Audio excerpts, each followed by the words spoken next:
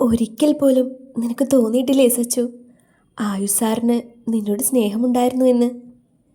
രാത്രി പതിവില്ലാതെയുള്ള സിദ്ധുവിൻ്റെ മൗനം കണ്ട് കാര്യമറിയാൻ വേണ്ടി അവനെ കയറി ചൊറിഞ്ഞ് സച്ചു സിദ്ധുവിൻ്റെ ചോദ്യം കേട്ട് എന്ത് പറയണമെന്നറിയാതെ നിന്നു.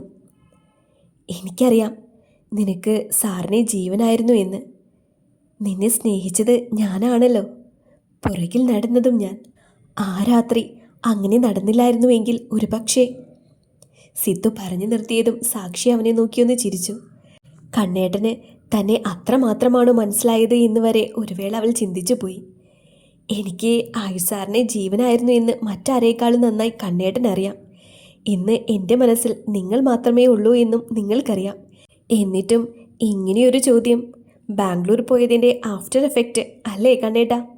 സച്ചു ചോദിച്ചതും ഇവൾക്കിനി മനസ്സ് വായിക്കാനും കഴിവുണ്ടോ എന്ന പോലെ സിദ്ധു അവളെ നോക്കി. ഇങ്ങനെ നോക്കി പേടിപ്പിക്കണ്ട.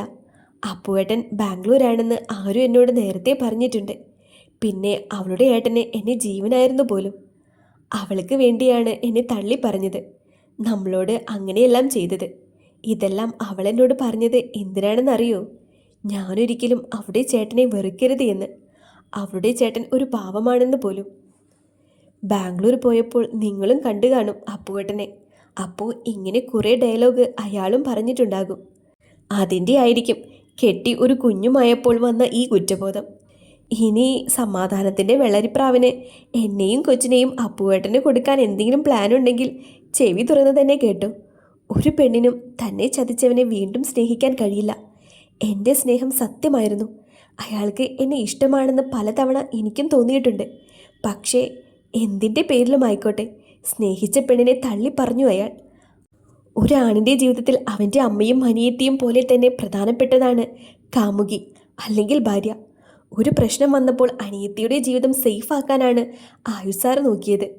എന്നെക്കുറിച്ച് ഒരു തവണ പോലും ചിന്തിച്ചില്ല. ചിന്തിച്ചിരുന്നുവെങ്കിൽ അയാൾ എങ്ങനെ ചെയ്യില്ല? കണ്ണേട്ടൻ സാഹചര്യം കൊണ്ട് കല്യാണം കഴിച്ചു എന്ന് പറഞ്ഞല്ലോ. അത് കഴിഞ്ഞ് ഒരിക്കലെങ്കിലും ഞാൻ പറഞ്ഞു എനിക്ക് ഈ കല്യാണം വേണ്ടായിരുന്നു എന്ന്? എൻ്റെ സ്നേഹം കള്ളമായിരുന്നു എന്ന് നിങ്ങൾക്ക് എപ്പോഴെങ്കിലും തോന്നിയോ? 2 വർഷമാകുന്നു കൂടെ ജീവിക്കാൻ തുടങ്ങിയിട്ട്. എപ്പോഴെങ്കിലും പഴയ കാമുകനെ മനസ്സിൽ വെച്ചിട്ടാണ് ഞാൻ കണ്ണേട്ടനെ സ്നേഹിച്ചിരുന്നത് എന്ന് തോന്നിയിട്ടുണ്ടെങ്കിൽ ഈ നിമിഷം പറയണം. ഞാനെന്ന പെണ്ണിൻ്റെ പരാജയമാണ് അത്. നീ എന്താ സച്ചു ഇങ്ങനെയൊക്കെ പറയുന്നേ? ഞാൻ ആ ഒരു അർത്ഥത്തിലല്ല നിന്നോട് പറയുന്നത്. ഏതർത്ഥത്തിലാണെങ്കിലും എന്താ പറയുന്നത് എന്ന ബോധം വേണം കണ്ണേട്ടാ. ആരോടാണ് പറയുന്നതെന്നും. ഞാൻ നിങ്ങളുടെ കാമുകിയല്ല, ഭാര്യയാണ്, അത് ഓർമ്മ വേണം. എൻ്റെ പൊന്ന് സച്ചു, ഒരു കയ്യബദ്ധം. അതിന് നീ ഇങ്ങനെ ടെററാകല്ലേ. അറിയാതെ ചോദിച്ചു പോയി. നിന്റെ മറുപടി എന്താണെന്ന് അറിയാനുള്ള കൗതുകം ലേശം കൂടി. ഒന്ന് ക്ഷമിക്കേണ്ട ഭാര്യയെ. ക്ഷമിക്കാൻ പറ്റുന്ന കാര്യമാണല്ലോ പറയുന്നതും പ്രവർത്തിക്കുന്നതുമെല്ലാം. കെട്ടിയോനായി പോയി അല്ലെങ്കിൽ ഇതാണ് ഈ കാര്യം ഞാൻ നിന്നോട് ഇതുവരെ ചോദിക്കാതിരുന്നത്. ഇത്രയും ചൂടാകാതെ AC ഒന്ന് കൂട്ടിയിടട്ടെ? സമാധാനത്തിനെന്ന പോലെ സാക്ഷിയുടെ കഴുത്തിലേക്ക് മുഖം പൂഴ്ത്തി സിദ്ധു പറഞ്ഞതും സാക്ഷി അവൻ്റെ മുടിയിലൂടെ വിരലുകൾ ഓടിച്ചു. ചൂടായതല്ല കണ്ണേട്ടാ, വിഷമം കൊണ്ട് പറഞ്ഞതാ. കണ്ണേട്ടനും അപ്പുവേട്ടനും തമ്മിലുള്ള ഏറ്റവും വലിയ വ്യത്യാസം എന്താണെന്നറിയോ? കണ്ണേട്ടൻ സ്നേഹിച്ച പെണ്ണിനെ അവിടെ ഏറ്റവും മോശം സാഹചര്യത്തിൽ മറ്റുള്ളവരുടെ വാക്ക് കേൾക്കാതെ ചേർത്ത് പിടിച്ചു.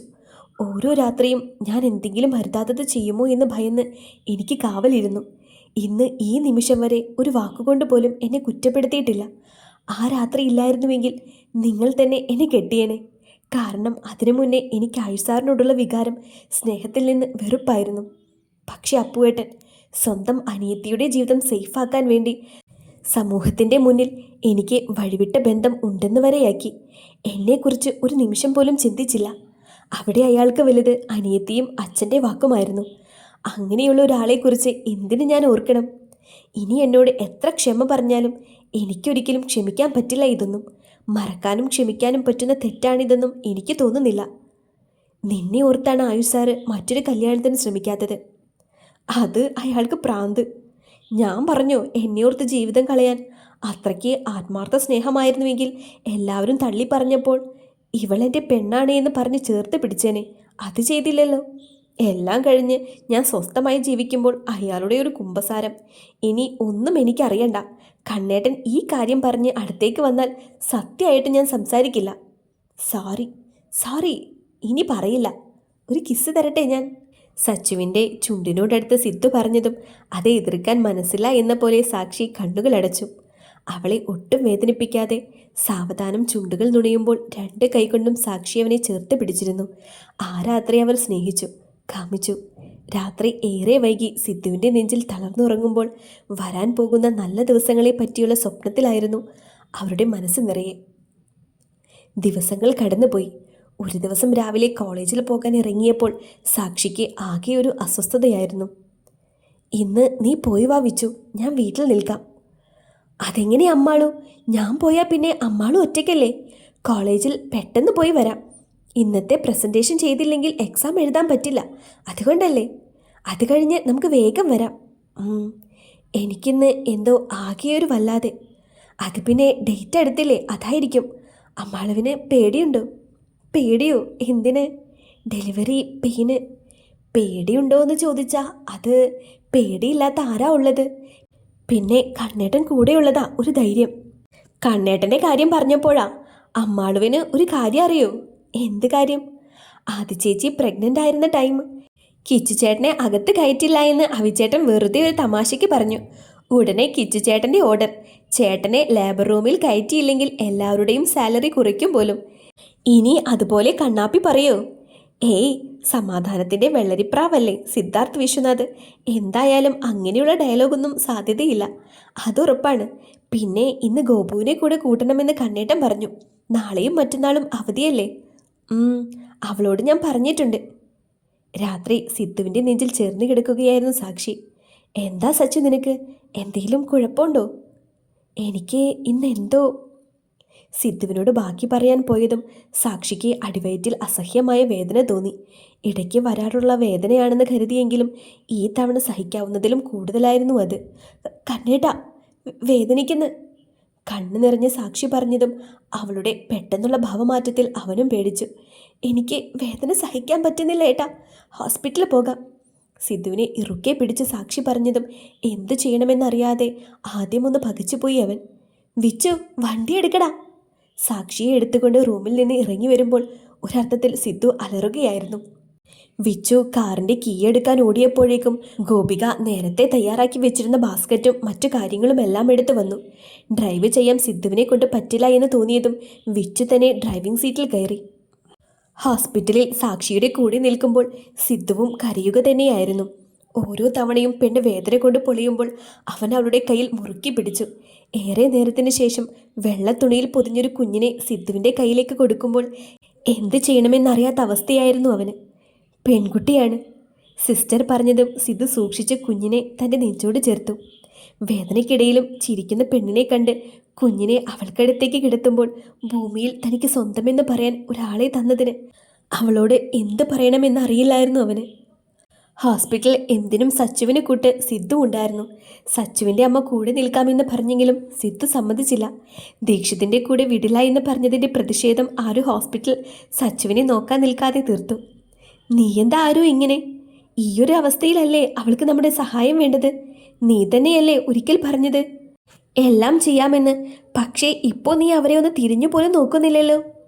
ഞാൻ അവളെ പൊന്നുപോലെ നോക്കിയേനെ തെച്ചുവേട്ടാ. അവളെ ഏട്ടൻ്റെ കൂടെ വിടാൻ സമ്മതിച്ചിരുന്നുവെങ്കിൽ. പക്ഷേ സിദ്ധുചേട്ടനും വലുത് കിരൺ ചേട്ടനാണല്ലോ.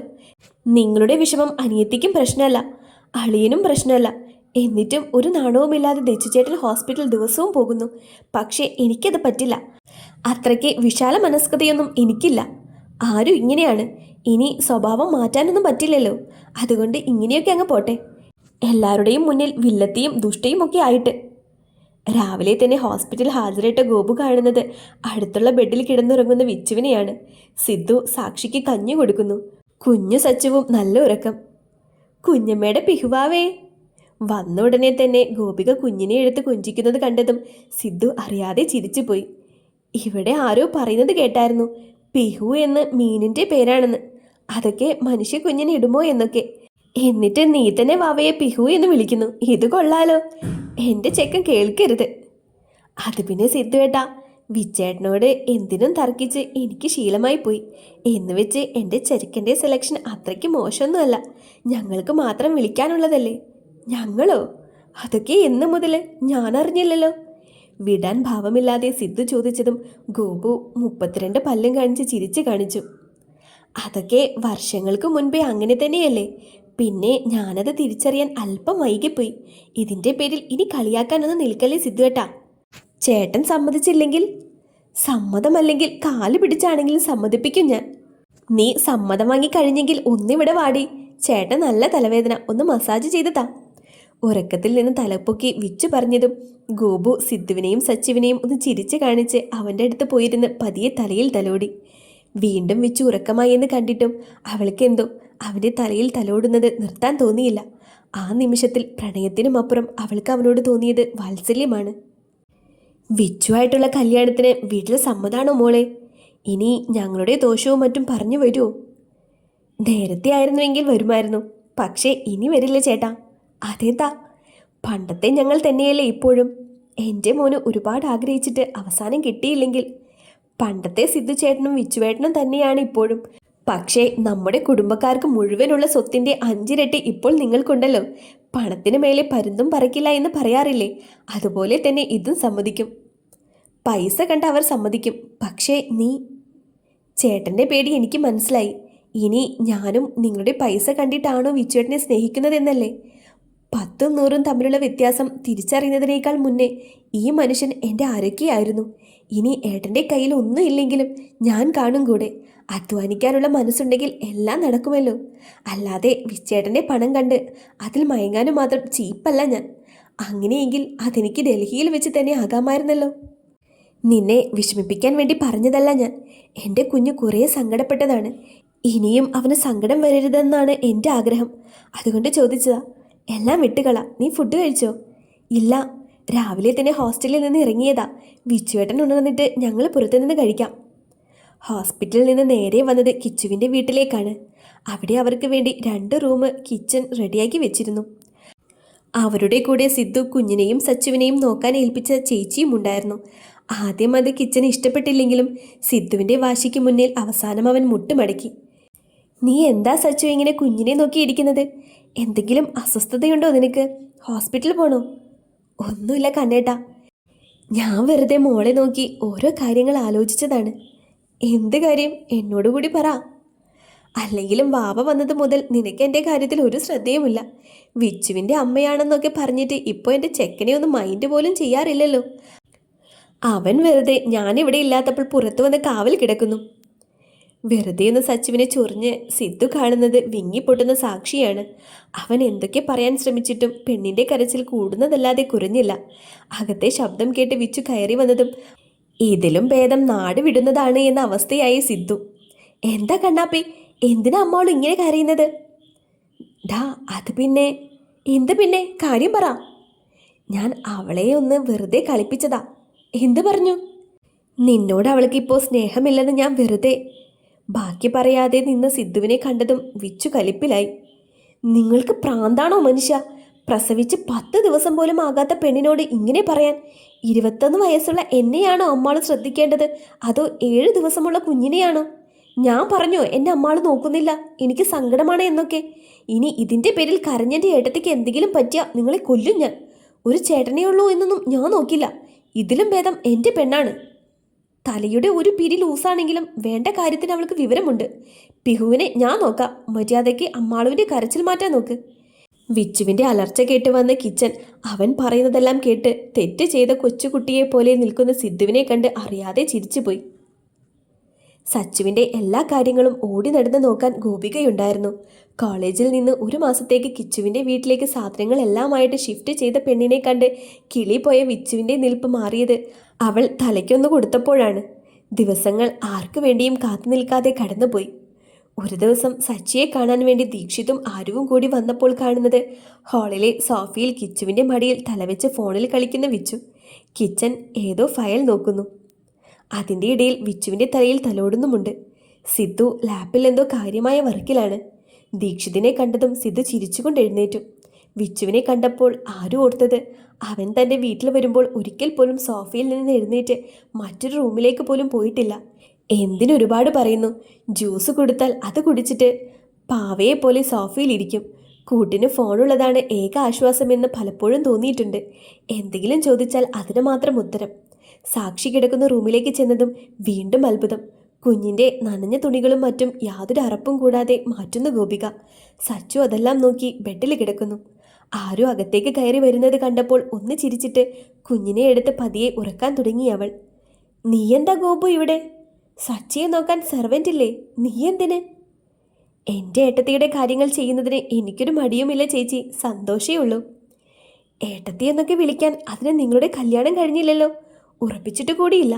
ഇനി ഈ കല്യാണം നടന്നില്ലെങ്കിൽ മറ്റുള്ളവർക്ക് വേണ്ടി സ്നേഹിച്ച പെണ്ണിനെ ഉപേക്ഷിക്കാൻ ആയുസാറാണ് വിഷ്ണു എന്ന് ചേച്ചി വിചാരിക്കരുത്.